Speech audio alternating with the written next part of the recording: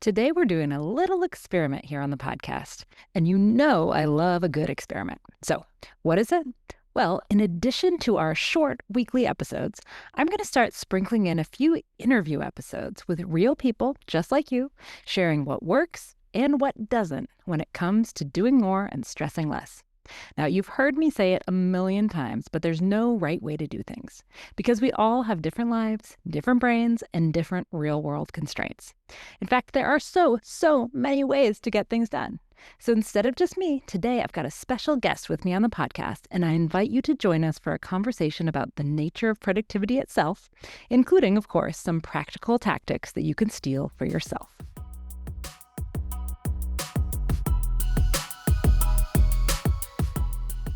Welcome to the Do More, Stress Less podcast. I'm your host, Alexis Hasselberger, a time management and productivity coach. In every episode, I give you actionable, practical tips to help you learn to use your time in a way that feels good to you every day. No more hustling, scrambling, or struggling to keep your head above water. So let's dive in, and soon enough, you'll be doing more and stressing less.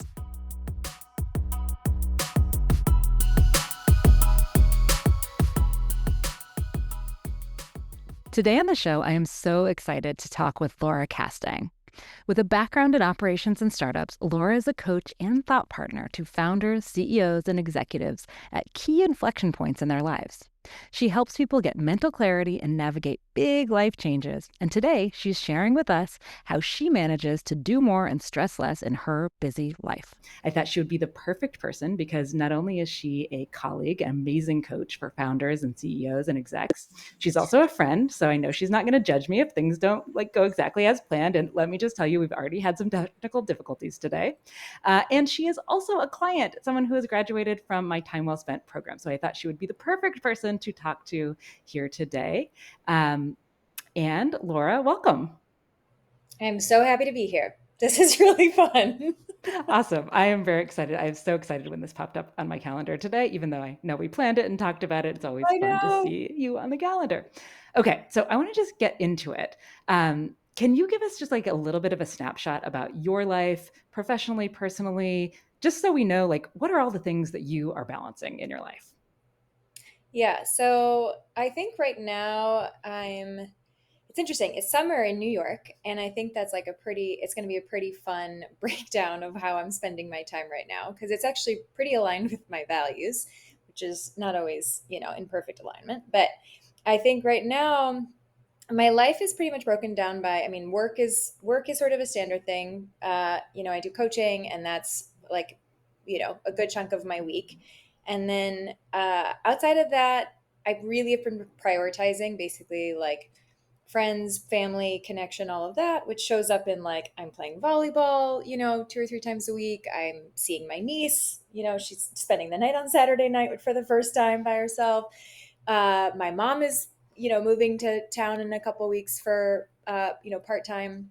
So it's a lot of work stuff, friends and family stuff. And then I have, projects in my apartment I need to do. I have some trips I'm planning. So it's kind of that is the breakdown right now and just enjoying summer. Well, I love that you're including so much stuff that's not just work, right? That is the fun Yeah. stuff. Also your niece spending the night. That is fun. Your mom moving. Ooh, I don't, could be great. Could also have some challenges. So let's say that you have a lot going on. And as you probably know, I kind of hate the word productive, and I kind of hate the word productivity coach, even though that's what I call myself, because it's not really my goal to be able to eke every moment out of Yeah. productivity out of every moment. But that's what people search for. That's what people talk about when they really mean how do I get the things done that I want to get done? And so for you, what does a productive day look like? If at the end of the day you're yeah, that was a good day, that was a productive day. What does that look like for you? And how often does it actually happen? So this is interesting because this has evolved over time. I think right now I have two sort of views of this. I have a traditional productive day, and where I'm oh man, that was a really productive day in a traditional sense. I'll give you that real quick. And that is I wake up, I do like the full leisurely morning routine, meditation, shower, get dressed, feel fully put together, good breakfast, my apartment's, tidy.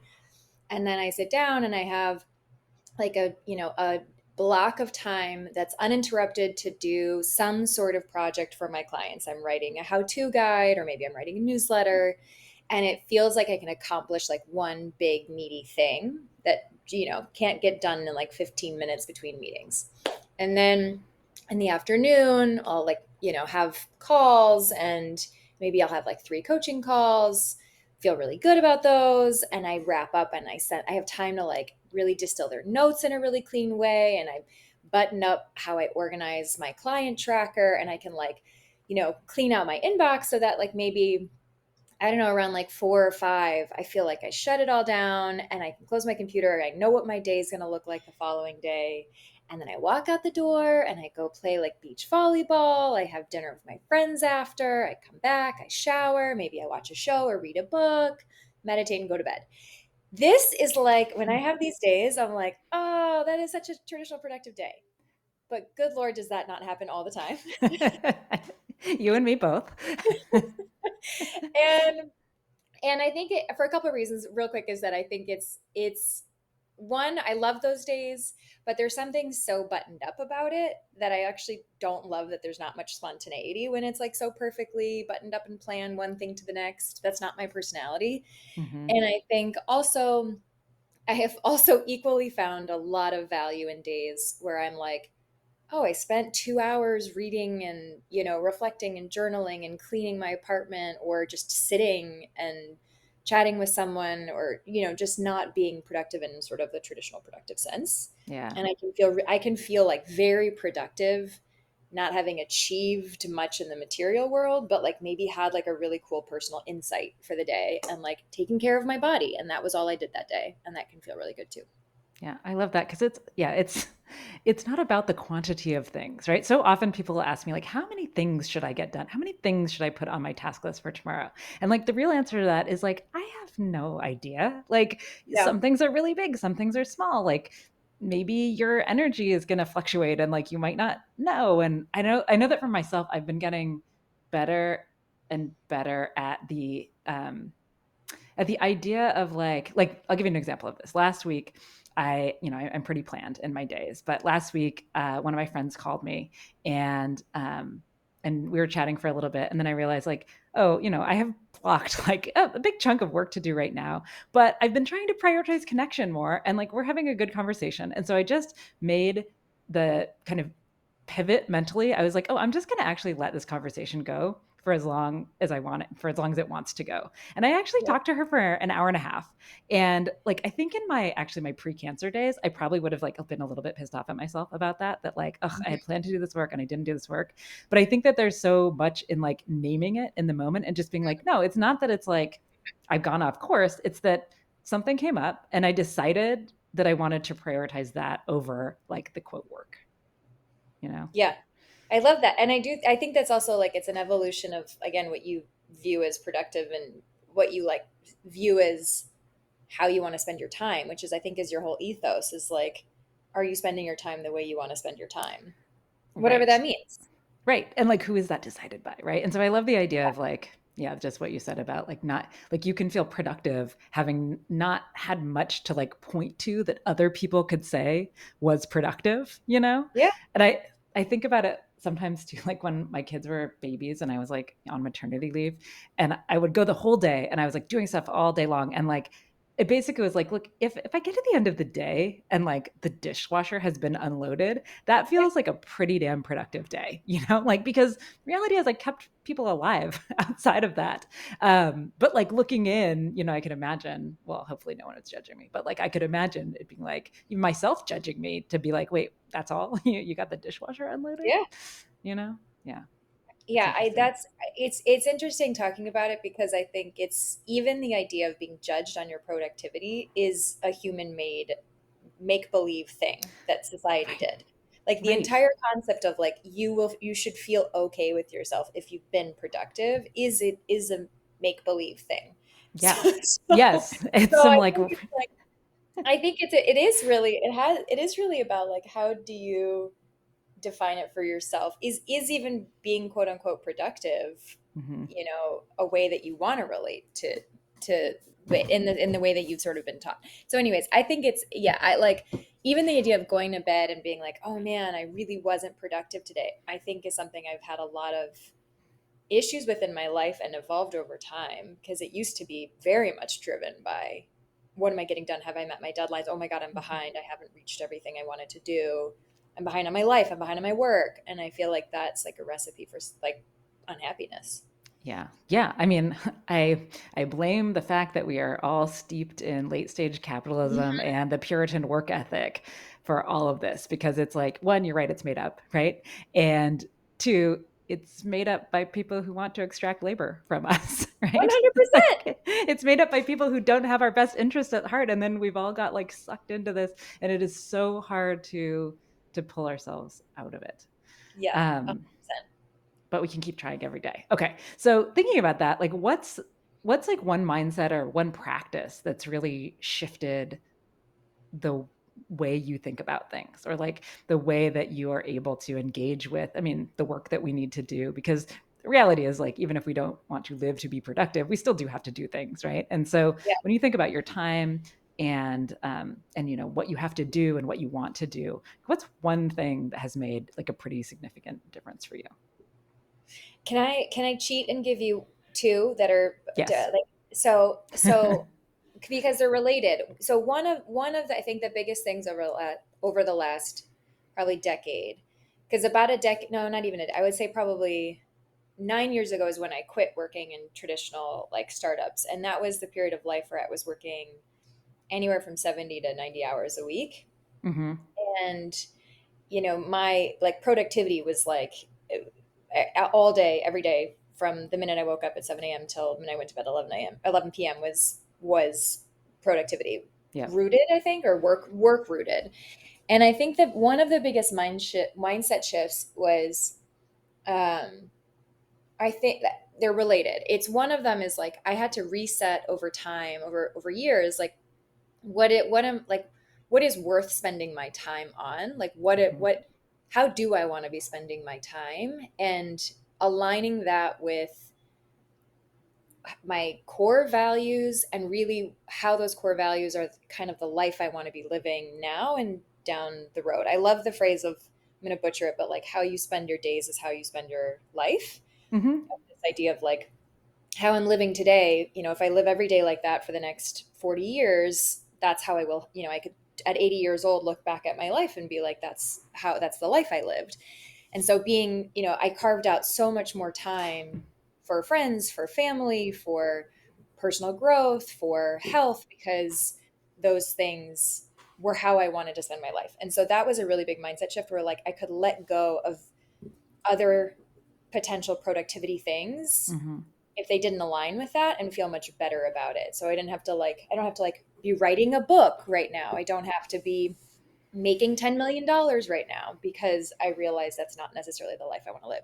So that's the really meta one that really helped me prioritize. And then the more micro one was related to 4,000 Weeks, the book, which I Yeah. refer to everybody now. I think, and like, that it's really like you're never going to get it all done. And I used to be Mhm. the type of person that would pile everything on my to-do list and keep adding and adding and adding and adding and thinking I had to get it all done and just reorganize it all.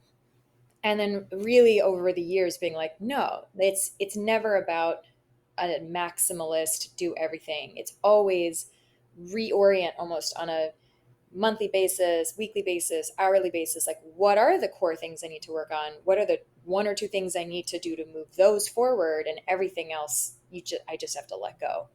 So I will write lists and then like a week later throw them out because I'm starting over with what's relevant today. And I think that's Mhm. been huge. Yes. I have so many thoughts about what you just said, and I love it all. But yeah, I think that what you've just said right there is actually the biggest barrier that most people who I end up working with have when they're coming in, of thinking that there is just like some way that is possible. to Tetris everything together so that they can get everything done, and that they are failing because they just haven't figured out what that way is yet.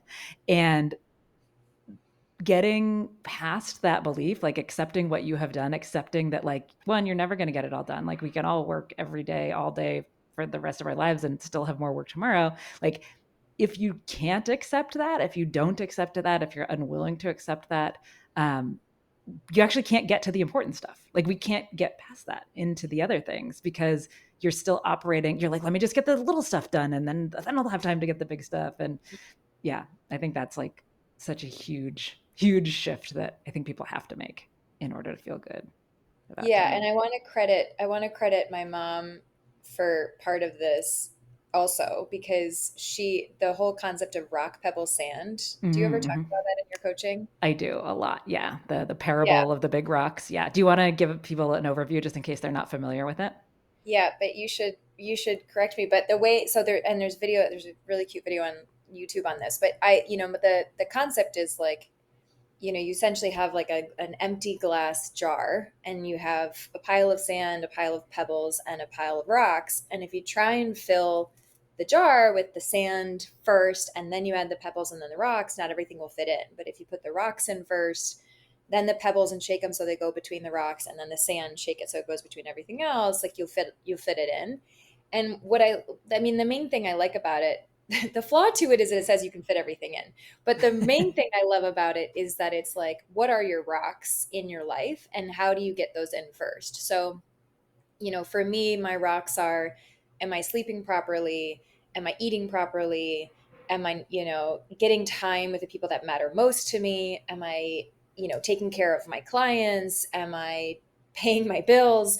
Like that, I put those on my calendar first. What do I need it's like Maslow's hierarchy. Like, what do I need to do first? And then do I have time to do the extra newsletter or to go to a concert or stuff like that? And so I think that, mom, when I was in business school, I called her freaking out because I was trying to do everything. I was trying to do everything and I had overpacked and overscheduled myself. And she's like, rock, pebble, sand. And she sat for an hour doing the exercise with me. And it was like really flip turned everything. So Yeah. I credit her. Yeah, amazing. And also, like, there's just so much sand, right? Like, Gosh, there, like, endless sand. there's so much sand. I feel like email, it's sand, right? Like, it's just like, so often people are like, well, I mean, something that comes up often in coaching is just that, like, we talk a lot about doing some end of day planning, end of week planning, and that's hard for people to do because it's like a hard habit to build, even though it's incredibly important, because it always feels like there's just like one more or 50 more emails to answer. But time and time again, every time, I work with someone and I'm like, let's just test it out, just try it for a week and see what the difference is. And if you want to go back to doing emails during that time, do it. And every time they're like, oh, it's Yeah. so much better. Like, my days go so much better when I essentially am planning for the rocks and Yeah. fitting that stuff in, and then saying, like, well, I'll get to as much sand as I can get to. Yeah. um, there's something else that I want to touch back on about the first kind of mindset shift that you said. And that's just kind of like I don't know how you said it exactly, but like, our days are our lives, basically. It's like, I think about this a lot too. It's like how I spend every moment of every day. That's just the accumulation of what my life is going to look like. And there was like a while back, I don't know, maybe a few years ago, I either heard or read or someone told me, I don't remember, a question of like, ask yourself, if you are doing exactly what you're doing right now in your days, in your life, in 5 years, is that going to feel good to you? Like, are you going to want that?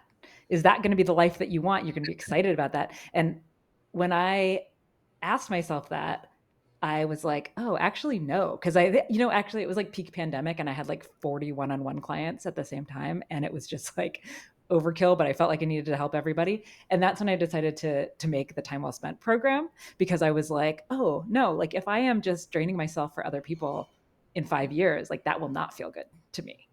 And so Yep. I think that, yeah, it's like important to have these touch points, whether it's every year or every month or every week, of like, oh yeah, is this actually working for me? You know? Yeah.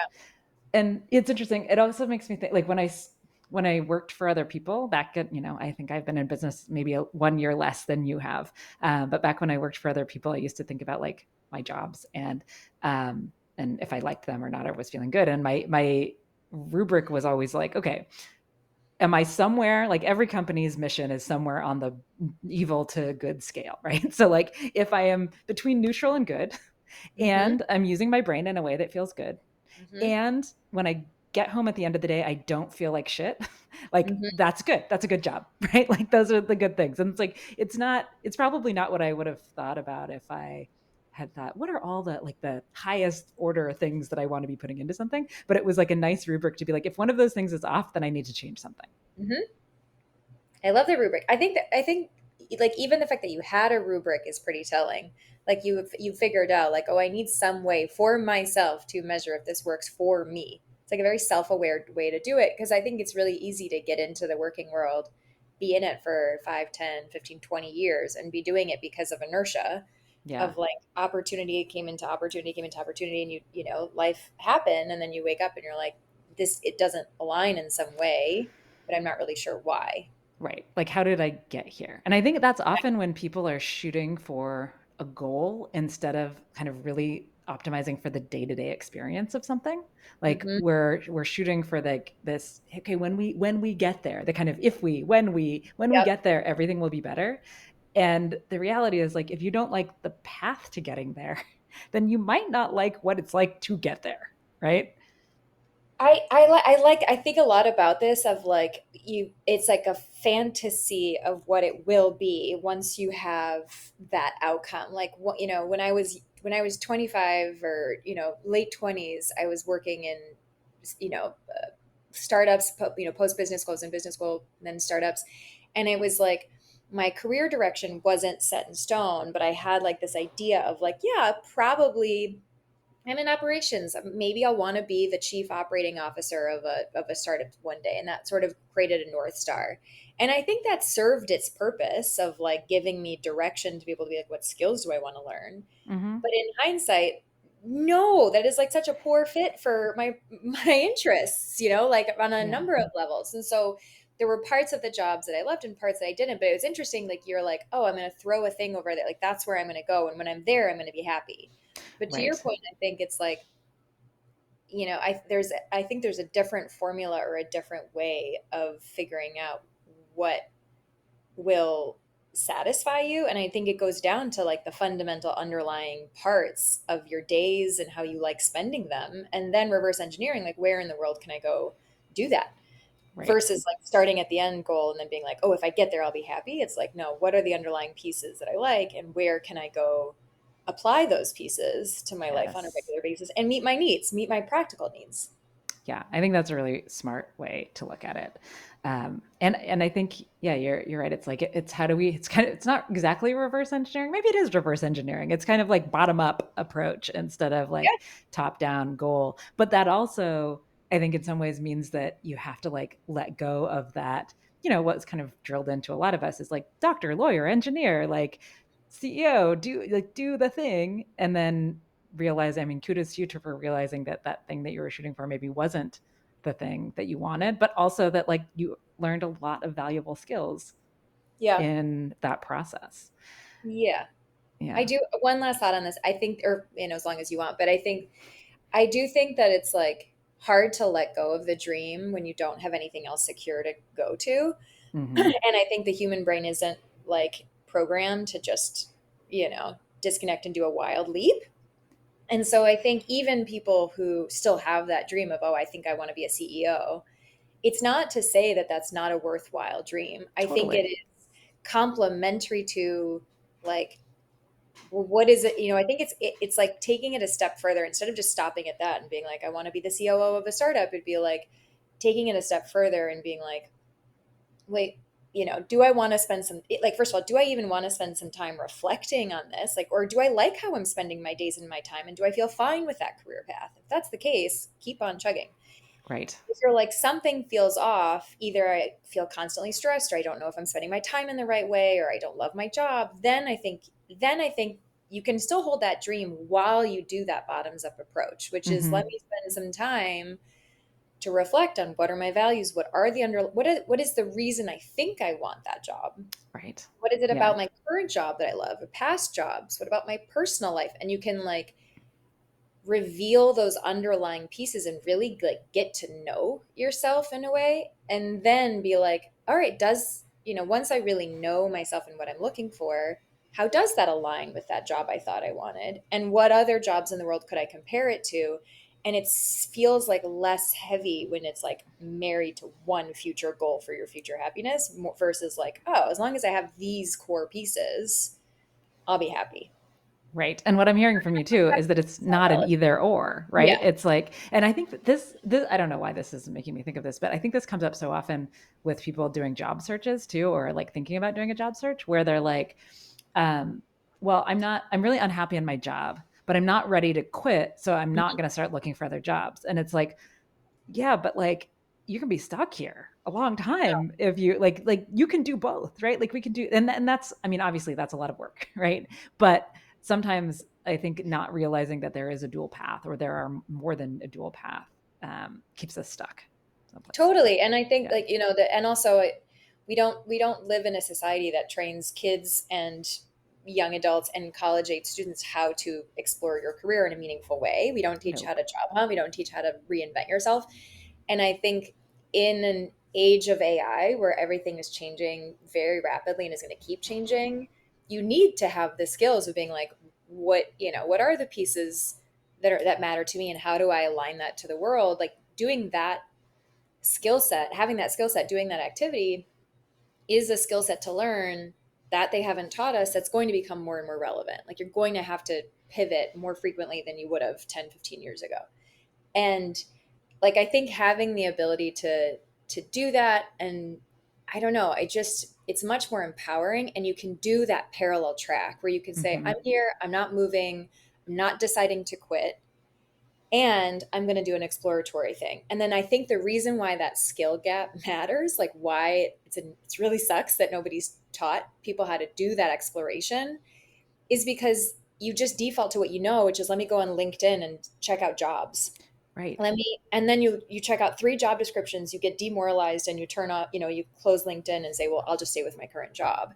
So then you Right. just feel like unempowered. And I think it's LinkedIn is not set up for job exploration. It's set up for job hunting. And I think that's like a big difference. And productivity wise, there's so much that like you have taught me and that I've learned on my own of like how can you realistically, and when can you realistically parallel path so Mm-hmm. that you don't feel like you're burning out trying to do both. Right, right, because you can't do both as a full-time job, right? No. Like that's not going to work. I think, and yeah, that makes so much sense, right? If you're going on LinkedIn to job hunt, that's the top-down approach again. It's like you're starting Yeah. with the job and you're saying, where do I fit in versus like Yeah. what skills do I have and where does that go? Yeah. Um, Okay, so I think that's a good segue with the realizing that one, we can't do it. We agree, we can't do it all, but we can have multiple paths going at the same time.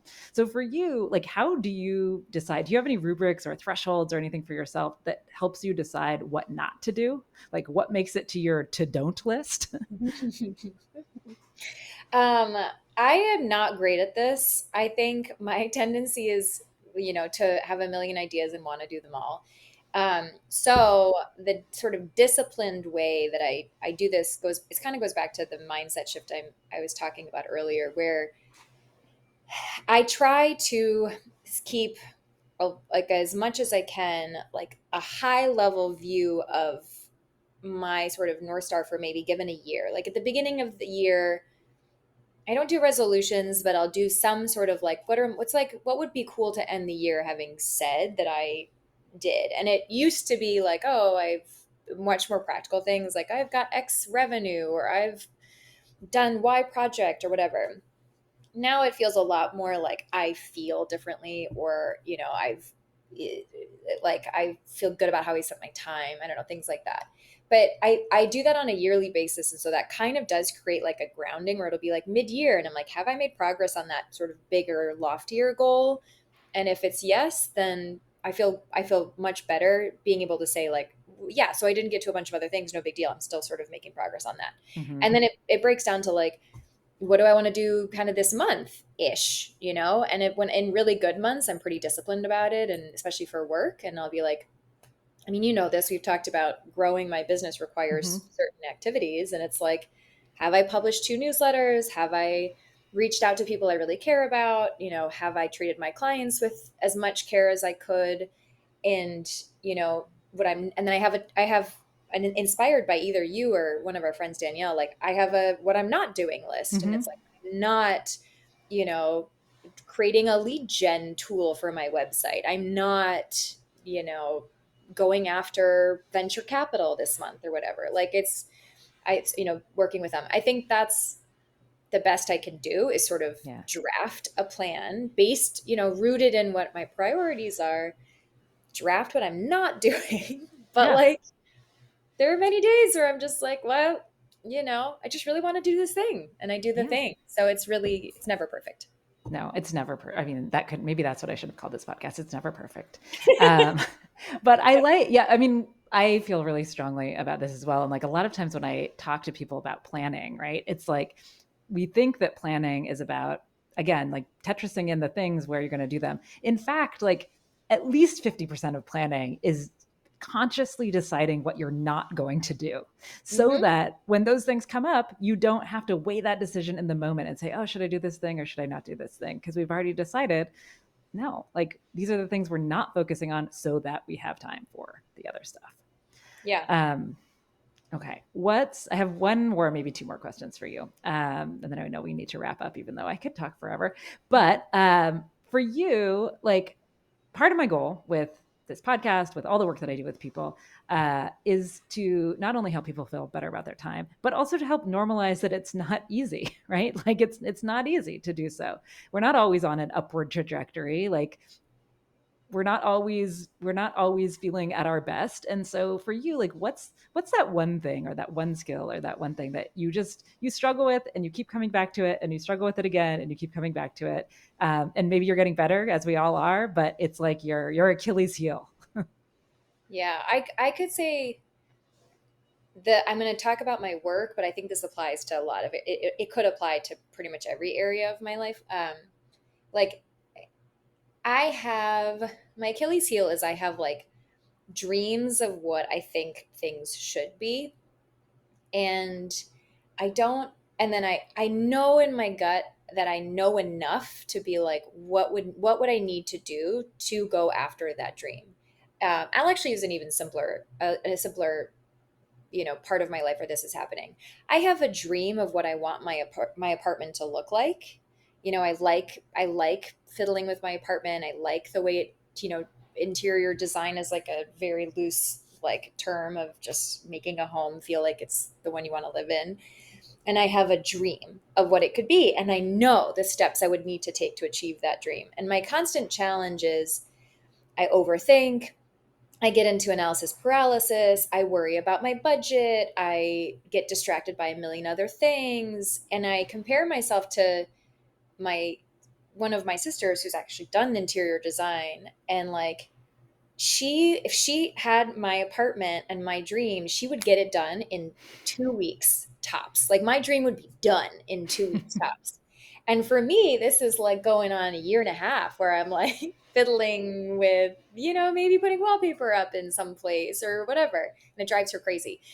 So I think there's some areas of my life where like I just live with this feeling of having the dream, knowing kind of that I know what to do, and then just for various reasons not doing it or doing it in a slower way. And Yeah. so, you know, I think that that can happen. It's sort of a fascinating thing of like, why does the brain sort of constantly have this dream, know what to do about it, not do it, and then punish itself for not doing it? It's a really Yeah. fascinating human annoyance.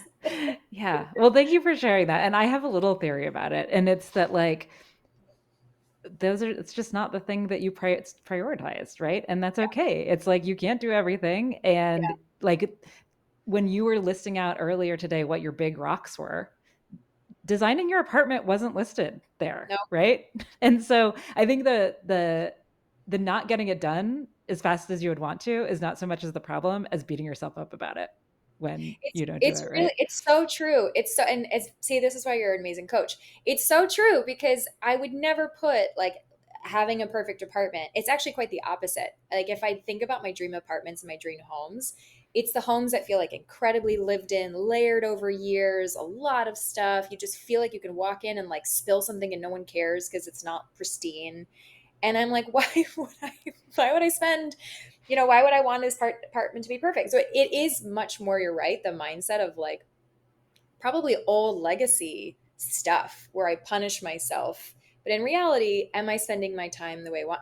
Do I feel great about how I spent the last 3 days? Actually, kind of, yeah. Like I did Yeah. prioritize friends. I did prioritize, my clients. I did prioritize being outside instead of buying the couch that I could have, Yeah. which, but it's interesting. It's a great way to Yeah. put it though. I'm going to give you the challenge of like talking to that voice, the punishment voice, when So it comes up. really good. Okay, last question, because I know we both need to go. Where can people find out more about you and your work? And is there anything that you want to tell us about, who you like working with, or anything exciting that's coming up? And this is just so that if there's anyone listening here that might benefit from working with you or knows someone who might, that they can find you. I love it. Well, I hope you'll share my website somewhere because my Yes. last name is hard to spell. Me too. Okay. Yes, I will. It'll be in the show notes for uh, sure. no, I think my website is probably the best place to go if you want to get a sense of who I am. And I think in terms of what's coming up for me, it's really like the thing I'm still prioritizing is I love working one to one with people.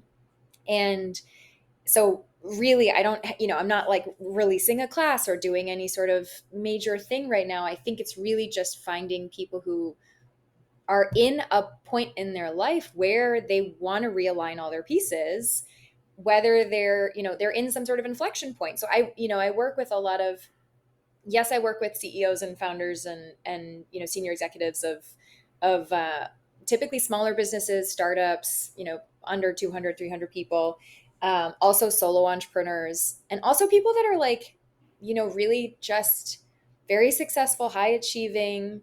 Maybe they're mid 30s and they're waking up being like, maybe actually even later than that, mid 30s, 40s, and they're waking up being like, something isn't fitting in my career, my work, and I have some time or I'm interested in exploring what it would be like to, realign the pieces and feel like I love how I'm spending my time at work and in life.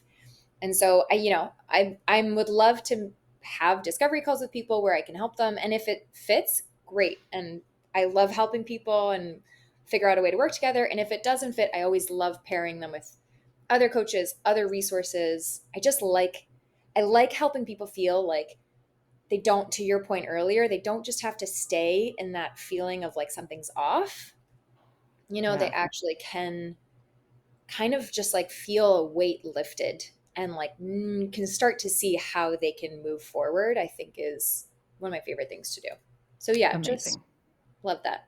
Okay, amazing. Well, if that sounds like something you could benefit from, then go ahead and go to Laura's website. It will be in the show notes. She has a newsletter that you can just kind of sign up for and get a feel for her. And I will say that Laura is the person that I call whenever I'm feeling like, ugh, I don't know what to do or what direction to go. And I have all these swirling thoughts in my head about it. And I need somebody to help me make sense of that. Laura is like the master distiller of that stuff. So that's, I go to her personally whenever I need that kind of help. Okay, well, thank you so much for being my first guest on the Do More Stress Less podcast. I really appreciate it. And it's just fun to see your face. So thank you so much. And we'll talk soon. This was a blast. Thank you so Yay. much.